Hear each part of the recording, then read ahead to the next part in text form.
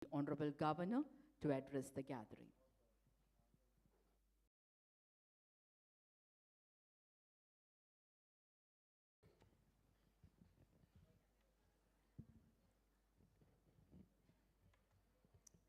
Shri Vijay Kesav Gokhale, Lieutenant General Karanbir Singh Brar, Professor Dr. V. Kamakoti, Shri Kirlosh Kumar, Senior Officers of Indian Military, distinguished members of business community, and scholars from academia. Indeed, it's a matter of delight for us to have a speaker of the stature of Vijay Kesav Gokhale on a topic which I think in some way or other keeps lingering in our mind most of the time. Friends, there is a received wisdom from our ancient past that says that an issue that you don't understand, you cannot manage. There is an issue which you don't understand, you cannot manage. A disease that you cannot diagnose, you cannot treat. And an enemy which you do not know, you can never neutralize. For us, China has been one such issue, one such disease, one such enemy. It is something which was bequeathed to the nation by the very first government of independent India. At the time, China was fragile, it was vulnerable. But it was resolute in its mind of being an expansionist power. And they had a very clear vision to expand to the territories which were not exactly with them until then. And it was known to us,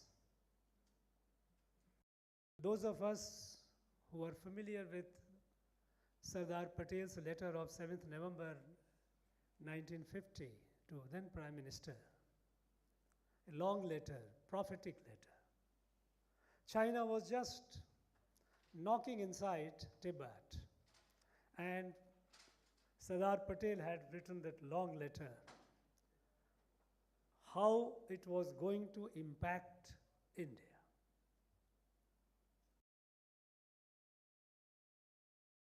It was indeed very, very prophetic, but that was ignored. We remained very starry-eyed. We were not clear about what exactly we should do. And through this confusion and this ambiguity, while we kept singing or shouting slogan of Hindi Chini Bhai Bhai and thinking that there would be bonhomie, without realizing what Chinese think of us, what are their intentions.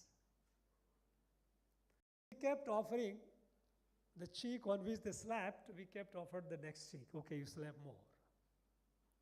Thinking that that would perhaps please China, and China would start behaving the way that perhaps that would be conducive to our interest. But that didn't happen, and it was not intended to happen. They were very cold, very calculative. They kept grabbing their territories. The first we know in how it, Aksai Chin, almost about 30,000 square kilometer. A couple of years later, around about the time when we had the war, border war, they also took away about 5,500 square kilometer in POK, Saksham Valley. They kept niggling here and there, here and there. And we kept looking the other way. We remained very, very defensive.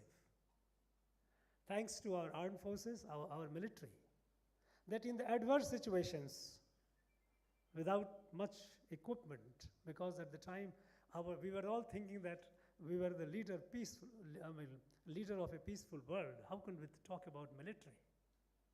Expenditure on military was considered as a wasteful expenditure. And we paid a price. And since then we have been paying a price. And as we all know, the beauty of or the power of compound interest, as it grows, we kept diffident, we kept inward looking, we remained confused, and the problem kept growing in its magnitude. At the time when we became independent and China too, People's Republic of China was something comparable to us. It was not anything better. And it remained so for quite some time. But they kept us occupied, not only with them, they also kept building another problem, Pakistan. They helped them becoming a nuclear power. And they kept blackmailing us. All through it continued, through and through. From the border, they came to the backyard. And we see them increasingly all around. Our neighbors, all of the neighbors. Indian Ocean. While on one hand, our trade and commerce kept increasing, manifold, though with huge balance of trade issue.